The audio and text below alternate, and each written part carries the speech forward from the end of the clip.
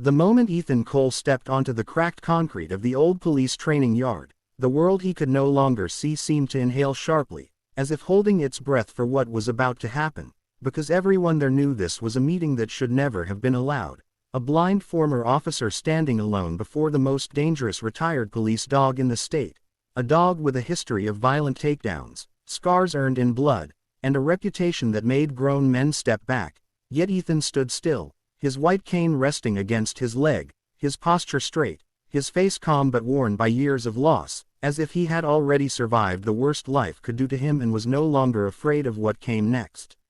If stories about kindness, second chances, and unexpected miracles matter to you, take a moment right now to like this video, share it with someone who needs hope today, subscribe to the channel, and comment below telling us where you're watching from, because this story is about to remind you why the human heart is stronger than fear. Ethan had once been one of the sharpest officers on the force, known for his instincts, his quiet patience, and the way he trusted his canine partner more than words, until the night everything went dark, both literally and figuratively, when a routine call turned into an ambush, an explosion of noise and heat, and then nothing but silence and darkness that never lifted again. The doctors told him he was lucky to be alive, but luck felt like a cruel joke when he woke up blind, stripped of his badge, his uniform folded away like a memory no one wanted to talk about, and his future reduced to careful steps and well-meaning pity. The hardest part was not learning how to navigate a world without sight, but learning how to exist without purpose, without the job that had defined him, without the partner who had once been his shadow. That partner had been Rex, a Belgian Malinois trained for high-risk apprehensions, a dog whose presence alone could end a standoff, whose speed and focus were legendary, but after Ethan's injury and forced retirement, Rex had been reassigned, then eventually retired himself, deemed too aggressive for family placement and too unpredictable for public work. Rumors spread through the department about Rex biting handlers, refusing commands, becoming dangerous without Ethan, until finally the dog was isolated, locked away at a private facility, labeled a liability instead of a hero. Ethan heard those rumors through hushed conversations and awkward silences, each word cutting deeper than the last, because in his heart he knew the truth, that Rex had not turned aggressive, he had turned lost. Years passed, slow and heavy, until Ethan learned about a controversial rehabilitation program testing whether high-risk retired K9s could be reassigned as therapy or support animals under extreme supervision, and despite every warning, despite the protests from former colleagues and administrators, Ethan requested one meeting with Rex. He was told it was reckless, irresponsible, even suicidal, a blind man with a dog known for violence, but Ethan insisted, not out of bravery, but out of a quiet certainty that some bonds do not disappear just because the world decides they should.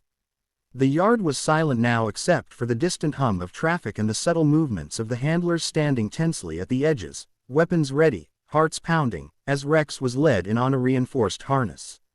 The dog's presence was immediate and overwhelming, heavy paws on concrete, controlled power coiled beneath his fur, his breathing low and measured, a predator aware of every sound, every shift in the air.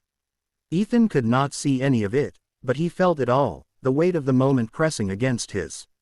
chest, the faint vibration of Rex's steps traveling through the ground, the smell of earth and metal and something familiar that made his throat tighten. At first, Rex resisted, muscles rigid, body angled away, his reputation hanging over him like a storm cloud, and the handlers tightened their grip, expecting the worst, expecting the sudden lunge everyone feared, but instead something strange happened, something no one could explain. Rex stopped pulling, his breathing changed, the tension in his body softened, just slightly, as if he had reached the edge of a memory he did not know how to cross. Ethan stood still, his hands relaxed at his sides, not reaching, not commanding, simply existing in the same space, trusting the bond he could no longer see but had never stopped believing in. Minutes passed like hours, the air thick with anticipation, until Rex took a cautious step forward, then another, each movement slow, deliberate, controlled, the handlers frozen in disbelief as the dog closed the distance no one thought he would cross. When Rex reached Ethan, instead of aggression, instead of fear, he did something that stunned everyone watching. He sat, perfectly, calmly, the way he used to at the end of a long shift, waiting for praise that never came in words but lived in presence alone. From that moment, the yard seemed to exhale, but the real shock was yet to come, because Rex did not stop there. He leaned forward, pressing his head gently against Ethan's leg, grounding himself, offering not dominance but trust, a gesture so tender it shattered the image of the dangerous animal everyone had built in their minds. Ethan's breath caught, his hand trembling as it moved instinctively, fingers brushing familiar fur, and though he said nothing, though no words were spoken, the connection was undeniable, a silent reunion that rewrote everything people thought they knew about loss and healing.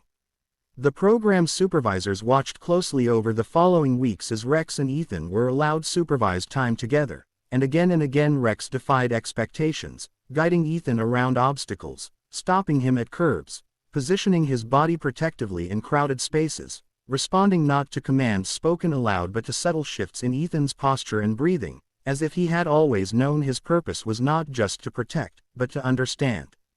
Evaluations were rewritten, risk assessments torn up, because the most dangerous retired police dog in the state was demonstrating an emotional intelligence and restraint no one could deny. Ethan, for the first time since losing his sight, felt whole again, not because his life returned to what it was, but because it evolved into something deeper. Rex became his eyes in a world that had once gone dark, but more than that, he became his reason to step forward without fear, to trust again, to believe that broken things are not useless, they are simply waiting to be understood.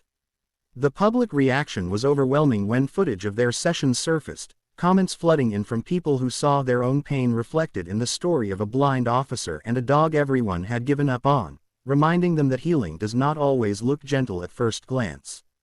As time passed, Rex was officially reassigned as Ethan's full-time support and mobility partner, a historic decision that changed department policy and challenged long-held beliefs about aggression, trauma, and redemption.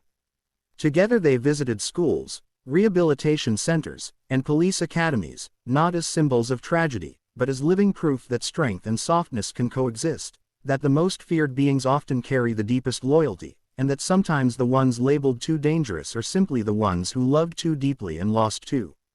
much. Just before the end of this story, take a moment to comment below and share what this journey made you feel, whether it reminded you of someone you lost, a bond you thought was broken, or a second chance you are still hoping for. And if this story touched your heart, if it made you pause and feel something real, please like the video, share it with someone who needs hope today, and subscribe to the channel, because stories like Ethan and Rex's deserve to be heard, remembered, and carried forward, reminding us all that even in darkness, loyalty can still lead the way.